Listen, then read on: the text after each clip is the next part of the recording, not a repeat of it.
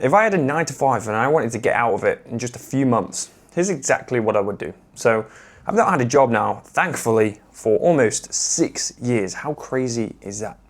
Right? I've been running an Amazon business, an e-commerce business for 5.5 years, which is absolutely crazy to think about. In this video, I'm going to be showing you, perhaps maybe you're in a 9 to 5 right now, or perhaps maybe you also have a business on the side right now to which you are struggling to scale so that you can get out of your 9 to 5. I'm going to be telling you exactly what I would do to get out of it. So here it goes. We're going to be covering like pretty much the entire blueprint. So, I mean, first of all, I want to be starting with something which is going to make you money and cash flow you pretty fast. Two main ways of doing this. First one, which you may already be watching this and be doing both of these, who knows? But the first one is Amazon wholesale or Amazon arbitrage. This is basically just buying and reselling products. And this is what a lot of my audience probably do that are watching this video. But if you're new here, maybe not. The other thing that you can do is TikTok Shop affiliate. And this, if I was starting out right now, is probably the route that I would go down. Why is that? TikTok Shop affiliate allows you to literally just create videos for people straight away, right off the back. You don't need the product. You basically can get your phone out and you can start creating videos. And if your video is good enough, it gets a good amount of views, a good amount of clicks. Somebody buys. You don't even have to have the inventory. You just get commission on that sale. How good is that? So first of all, I would be starting one of them two: Amazon arbitrage or wholesale, or TikTok Shop affiliate, because these are going to be generating you money quick like this. And the Amazon side, you don't need that much capital to start. TikTok Shop affiliate, you need 0 to start. Now, I started 6 years ago just buying and reselling on Amazon. I didn't know anything about creating a brand or anything like this. I literally just started, and I just started buying and reselling big name brands from my parents' bedroom, right? All the way to the point today where I'm in Bali right now, living here, which is absolutely crazy. I've got a team of 5 in my warehouse back in the UK. And I'm able to live a life of freedom. I'm able to take my girlfriend on business class flights, for example. I'm able to go and travel around the world, etc., etc. Which is all because of where I started, and that's through Amazon FBA wholesale. But if I had to start all over again, I'd probably go down that TikTok Shop route. Now, whichever one you start, or maybe you're within right now, which is fantastic, you'd want to be doubling down on this as much as you can, just so that you can get a spare £2,000 to £5,000 per month in profits, or dollars, wherever you're watching this from. When you start actually generating money, generating cash flow, which is, might I say, significantly easier if you're doing the TikTok Shop side, then you're going to be thinking, first of all, what can I do with this cash? And second of all, you may also be able to start just doing this full time. If you can start doing this full time, then you're going to make life significantly easier for yourself. You think of people which are in their jobs working 40 hours, 50 hours per week. They're coming home and they're doing work on their business. Perhaps they've got 50% of their energy left, not much energy left, and they're doing everything they can 1 to 2 hours per day. You need to get out of your job, right? If you're out of your job already and watching this video, amazing. You're ahead of a lot of people there. But if you're not, the first thing you want to be doing is getting out of your job, or at least cutting your hours down, okay? Getting to that £2,000 to £5,000 per month mark, and that's where I was. But then there also comes issues when you get to that point. When you get to this point of making £2,000 to £5,000, or maybe even up to £10,000, you always have constraints. Always constraints with these types of things, like the TikTok Shop affiliate, the Amazon wholesale, the Amazon arbitrage. They're great for creating cash flow and cash short term. But it's not a long-term play.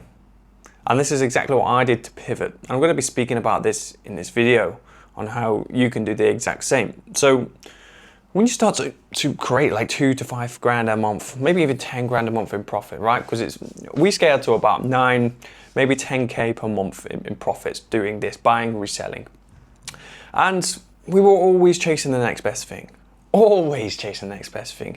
When can I get this next product? Oh, this one's just fell off. Oh, this competition's just come in and slashed the price down. Now I'm going to be making 0 for the next 2 months. I've got to wait now for this competition to sell out or raise their price. I've got to source new products to make up for that, etc., etc. It was just a flywheel, which not a good flywheel either. It's just one which never stopped, right? And it was only until I started pivoting into ownership. Stuff which I actually owned, things that I actually created, things that I had more control of. Okay, so there's place for that, the short-term cash flow, 100%. And I think it's absolutely phenomenal that we're living in a world that you can do that. However, you do want to start pivoting into brand ownership, which is exactly what I've done, which is enabling me to get to $3.3 million per year. And the first thing it starts with is product selection. How you can actually go ahead and look for opportunities. There's many different ways that you can do this. And the first one is just thinking about things that you're passionate about. Things that you're passionate about is the where you're going to start, of course, because if you know something, you like something, you already know a lot of information about it, you're going to be the best person to launch it anyway. You know, I'm wearing a Whoop band right now, and I almost guarantee you that the owner of Whoop is probably really dialed into his fitness, really likes biohacking and things like this, and that's exactly why he's probably created it. So, first of all, with the product selection, you're just going to be thinking about what you know and like to begin with. Next, you're going to be seeing if there's actually room to compete. And the beauty of it is we're living in a world where TikTok Shop exists, and if there's already things on the market, things that you think are already competitive, let's say on Amazon, TikTok Shop now actually gives you that gateway to perhaps compete with people. Because a lot of it is about video creation, content, creatives. And if you've got the best creative, the best hooks, and you're doing stuff different and marketing things differently, you know, you can enter the market straight away on an already competitive market. So the first one, like I said, product selection, things that you know, things that you like and things like this. But you can also, it doesn't have to be like that. We've got 7 brands. And am I passionate about all of them? No, not at all. So, I mean, for example, you can use things like software like Helium 10. They have like the tools like Cerebro, Blackbox and things like this to which you can go ahead and look for product opportunities, which I was just teaching a client the other day called Dan. And, you know, he found a good few opportunities through doing this. And we went through and we verified them. And actually one of them looked pretty good. And he may go ahead and launch that. Not 100% sure yet. But you can use softwares like Helium 10. You can use CaloData. CaloData is a fantastic software. You're able to see all the videos collectively across TikTok Shop, how they're performing, how much each video is making, how much each individual product is making on TikTok Shop. You get all of this data. If you can see there's only one person selling that, why can't you be the second? Or if you can see that somebody's selling that in the United States, why don't you just go and sell it? If you're in the UK and there's nobody selling it, then you know, there could be room for you to go ahead and launch that. Why not? Other thing is going into markets which are already there, already established. You're looking for perhaps discrepancies in the competition. You're looking for things to which you can improve on. You know, somebody may have terrible images. You're coming in with being the best images there. You've got 10 high quality images. The competitors have got 2. Could be as simple as that. Could be as simple as packaging design. You know, picture a grind coffee, for example. They entered a coffee market to which is just a commodity which is extremely competitive with, you know, Lavazza, Nescafe and all of that jazz. They entered, now they're pretty damn huge in the UK, right? What's their packaging? Pink. It's just some pink packaging for coffee, right? They were just bold enough to do that. It can be adding a feature.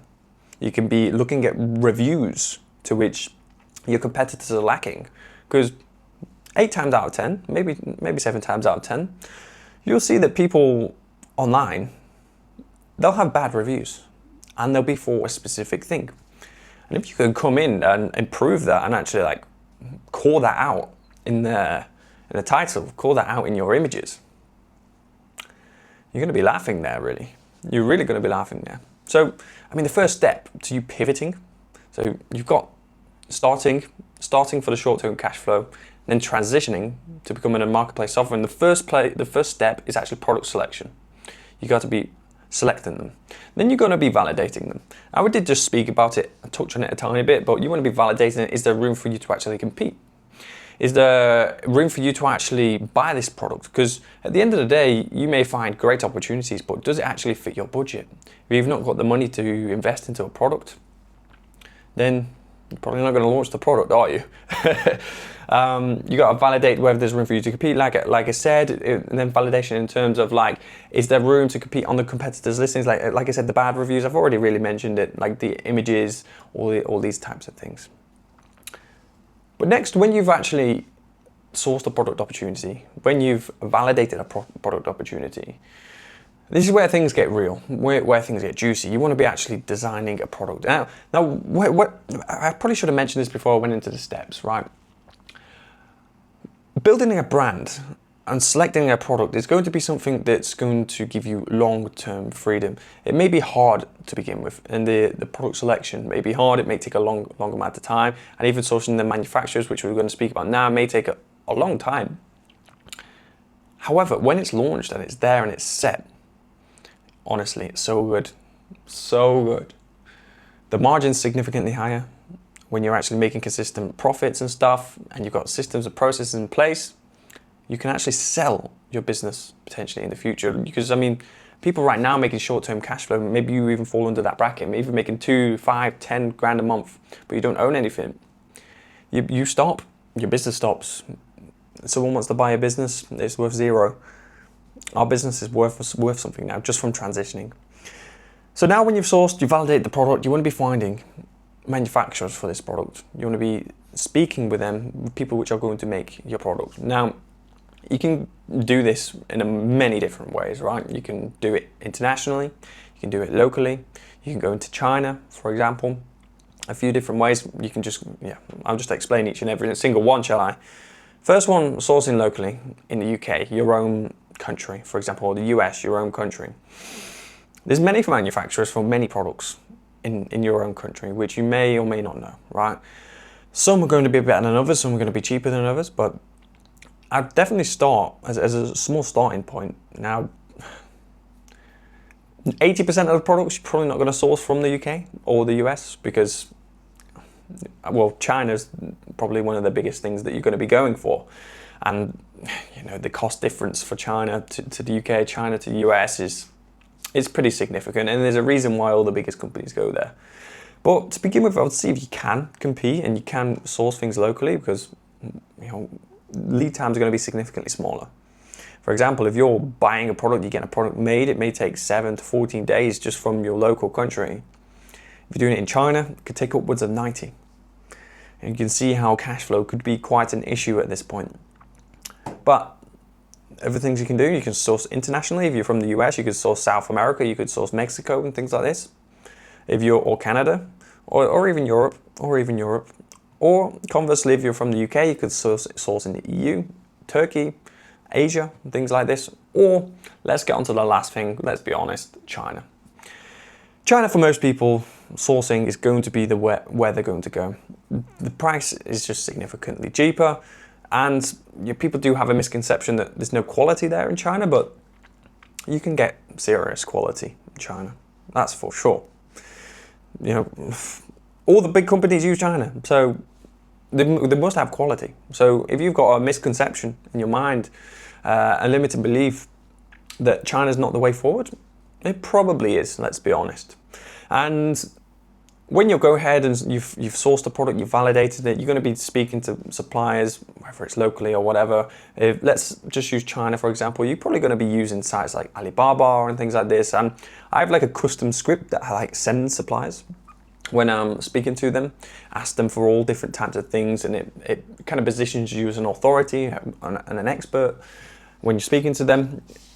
And you get prices from them. You negotiate with them, you see how much it's going to cost, like the raw costs from them, how you're going to ship it to your country. Are you going to ship it directly into Amazon fulfillment centers? Are you going to ship it to your warehouse in the UK? Are you going to ship it to your home address in the UK and then, distribute it to elsewhere? Or like what are you going to do? You need to decide what's going on there.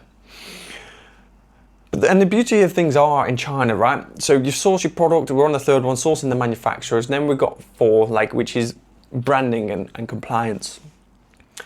And this is where a lot of people fall short because they think they can just smack a label on a product and start selling it, or just source a product, import it in, start selling it with no real due diligence, no real compliance, not actually compliant with the law.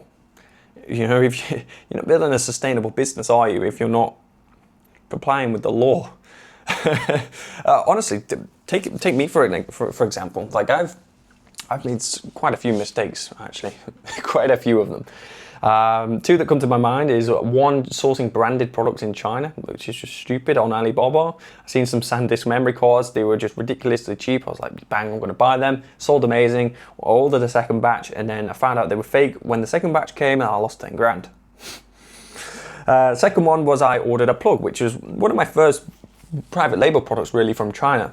And it was just a plug. Plugs are very important, right? You're putting electrics in, and if something goes wrong, I mean, what's the worst case scenario? If it blows up, comes in your face, it could kill someone, it could send them across the room, or it could give them electric shock. Like, some bad things that can happen, right? So you need to make sure you're complying with that, and I didn't. I just ordered it. Now, when you're ordering from China, you need to have something like a CE marking on a product, right? You'll see it. Maybe you can see it on this Apple Mac thing, but it says CE inside there, right? And every single electrical product will have this, whether it's CE, UK CE, and I just neglected that, imported it in, and sold it. Little did I know it had no CE marking. I was getting a lot of complaints back. Amazon were on my back for compliance issues, so you need to think about these things, right? And I have quite a few contacts now in this respect to sort this compliance out. And obviously we've got the lovely AI, ChatGPT and stuff, but that'll only take you so far. So I've got quite a few contacts now, quite a few companies and softwares to which I used to help me with the compliance. So that's something that you really, really need to think about. And I mentioned step 4, like compliance, but also branding falls under this as well. So when you've sourced the manufacturer, you sourced the product and stuff like that, you're on that stage 3. Just before you purchase, you're going to be branding the product, which does fall under stage 4. You're going to be branding the product, and you're not going to just do things basic, right? You're not going to just sell, like, I mean, let's take this for example. This, like, I'm using a camera now, which is a DJI Osmo, and this is like a case holder for it, which you can put on a wall. Like, you can make sure the camera goes on a wall, for example. Now, you'd want to be putting branding on this, right? Somehow. Maybe it's not the best example. But you don't just want to be selling a generic shitty product to which every single Chinese competitor can come on and undercut. Because, like, you may have sourced a manufacturer, you think, oh, you're the dog's bollocks there, but your manufacturer can actually just come in and sell your product if you're just selling a generic product like this. Like, any person can sell this. There's no branding on it. Like, the supplier will just create a, well, I'm not necessarily saying the supplier, but like, it can happen, and it's happened to many people before, but they could just go and sell that as well.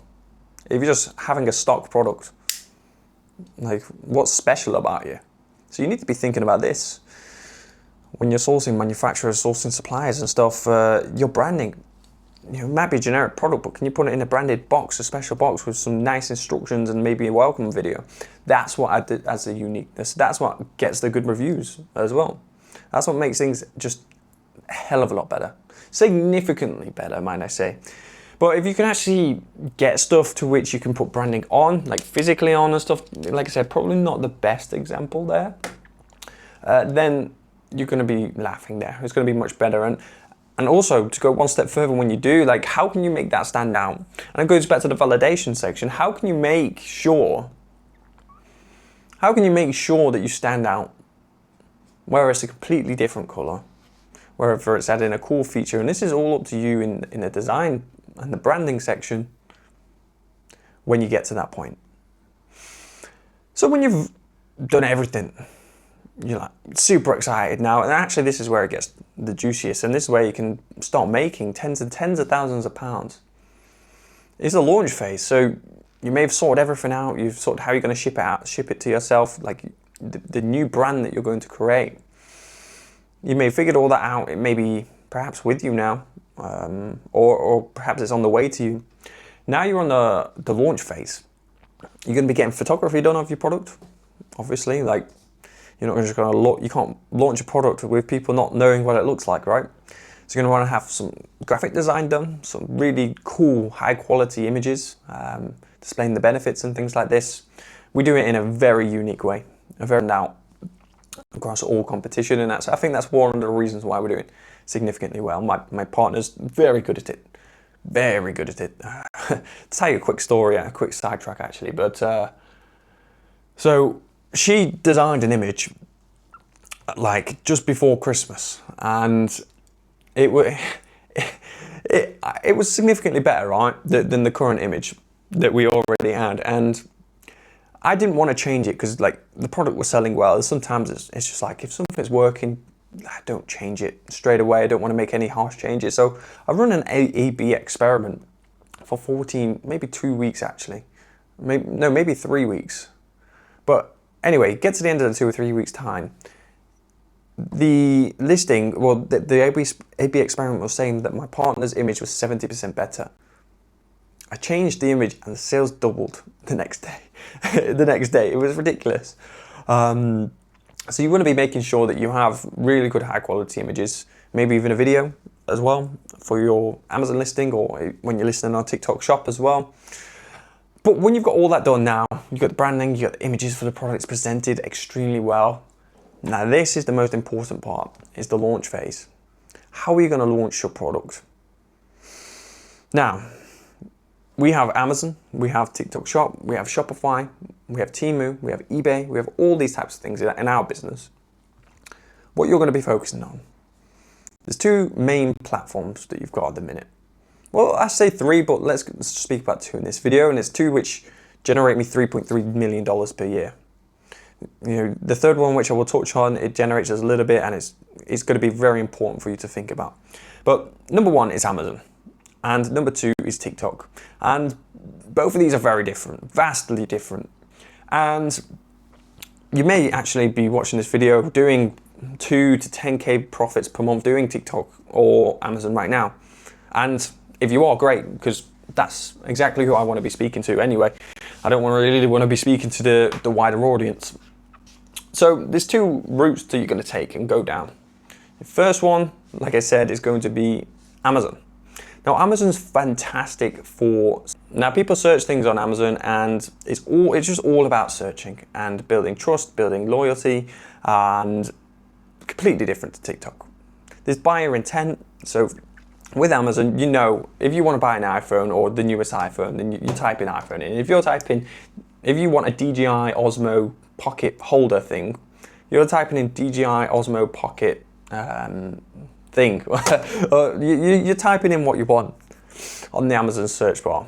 And people know Amazon, like Amazon, trust Amazon. They have the next day delivery, they have the Prime, which is all fantastic, builds trust, builds credibility. And you're able to even give away products to get reviews, and an amazing platform. And our business was built off it just to begin with, right? Our business was built on it. But you know, we couldn't be one-dimensional, obviously. So you got to incorporate a couple of more things like TikTok Shop, which I'm speaking about now. Now TikTok is interesting, might I say, very interesting. Now we scaled a couple of brands now, and one of our main brands, we started in September, and by December we were doing approximately 30 grand a month in sales, in revenue, right? Not profits.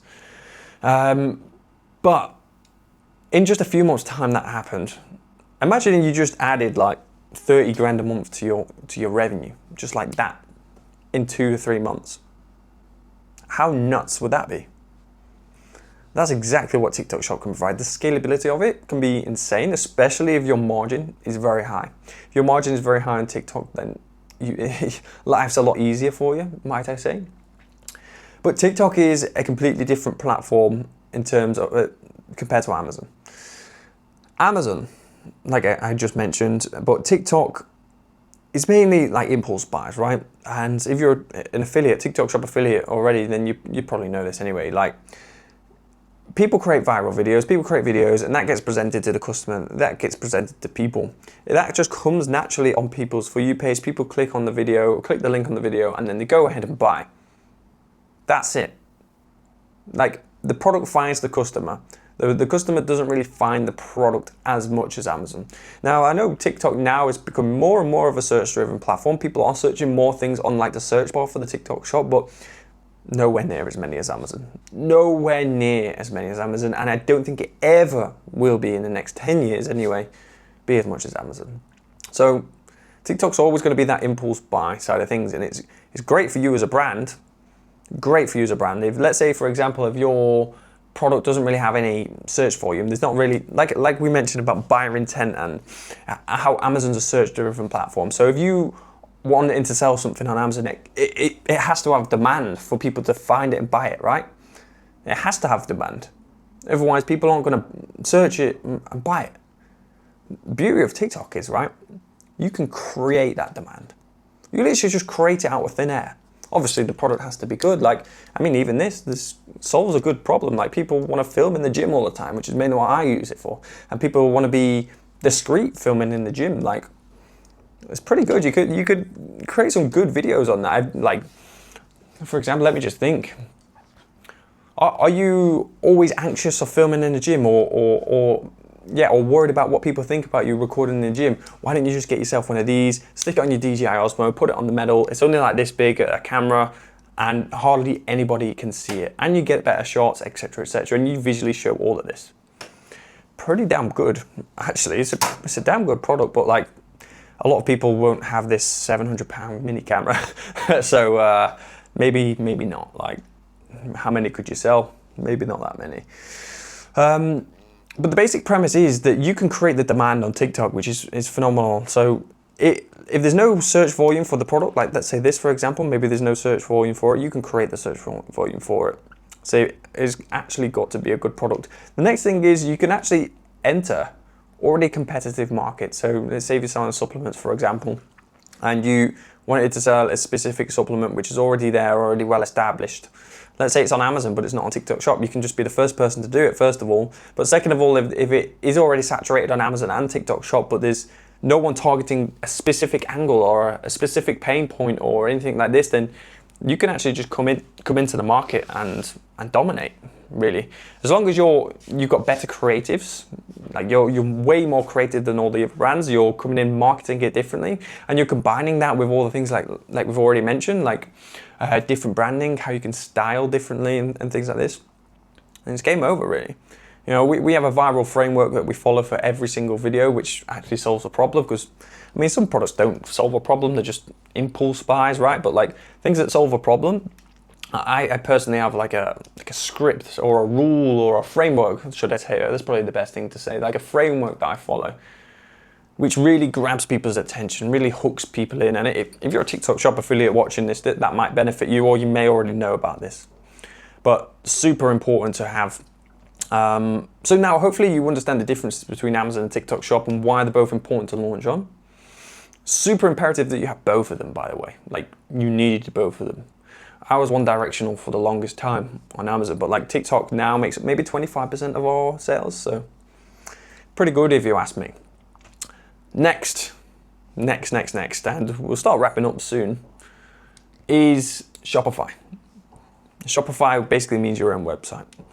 Very important, very, very important, especially if you want to sell a business. Like Shopify on like Amazon and TikTok, you're able to get like the customer's email and stuff like this, their name and whatever bits of information you want, which basically just gives you more control. Gives you more control over the customer, what you can do, the flexibility, things like this. Because like, you can't just contact the customers you get on Amazon and TikTok. It's kind of against their policies, and diverting them to your website from Amazon and TikTok, although we do have a unique way of doing it, is not allowed, right? It's not allowed at all. And it's very frowned upon. You can get into some serious trouble if you're not doing it correctly. But it's very important to have your own website too. Because when you start blowing up on TikTok specifically, people start searching for your product and brand. And if your website's showing up, some people will buy. Like, we launched a website in like August before we launched the TikTok Shop for the same brand, and we're getting sales now. Like, we're getting daily sales, not many. Really not many, I'll be honest, not many at all. And I'm not claiming to be a Shopify expert because I specialize in TikTok and Amazon. That's why I'm not going to speak about it that much now, but the basic premise is you just need to get it created and have it there. And then maybe you can reach out to somebody for like mentoring or something like that, which I'm actually in the market for that right now. You can reach out to somebody for like training on Shopify. How you can improve and be the best that you can possibly be on Shopify. Create the best website you can. Because that is super important. And when you come to sell your business, having a Shopify side is going to make it worth a hell of a lot more, especially if the revenue is pretty decent on it. So, we've gone through a lot on this video, I think, quite a lot. We started off how you can get out your 9 to 5, right? So this will be the exact framework that you can use to get out your 9 to 5 if you are in your 9 to 5 right now. Perhaps you're in a 9 to 5 right now and not doing anything. You start off with the cash flowing stuff and transition into brand ownership, because the cash flow stuff will only get you so far. Then, or let's say if you're in a job right now and you're already making a couple grand a month on Amazon, perhaps you have like 5 or 10 grand saved up.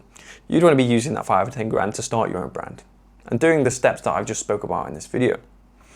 Or perhaps if you're doing Amazon or TikTok shop full time, then even better. You've got all the time in the world, not all the time in the world, but you've got a reasonable amount of time to get cracking with this, really.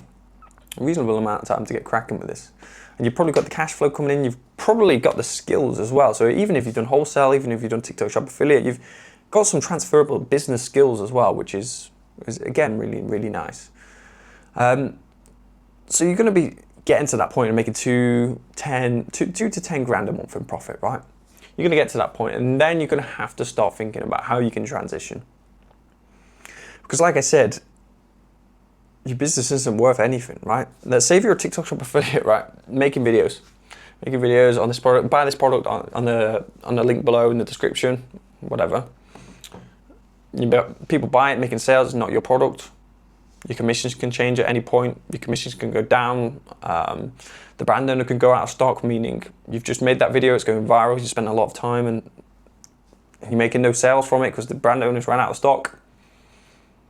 You stop making videos, your sales stop coming in. They're not going to just keep coming in just because you've put out a few videos. No, it's a cutthroat game. You're going to have to keep sourcing. You're going to just have to keep ripping more and more and more, 5 to 10 videos a day, or 20, 30, 40, however many you create. You're going to have to just keep ripping the videos. And it never ends. It's the same with Amazon arbitrage and wholesale sellers. Arbitrage sellers, they're just going to keep sourcing products because all they source is one-off deals from supermarkets. And they send it into Amazon along with 100 other people, 50 other people, and they all do the same thing. And there's a price war with each other. Perhaps they make 5% margin. Ooh, perhaps they make 5% margin on that. And then they've got to search for the next best one. And same with you as a TikTok shop affiliate. You're probably searching for more and more products all the time, requesting free samples all the time, all the time of like new products.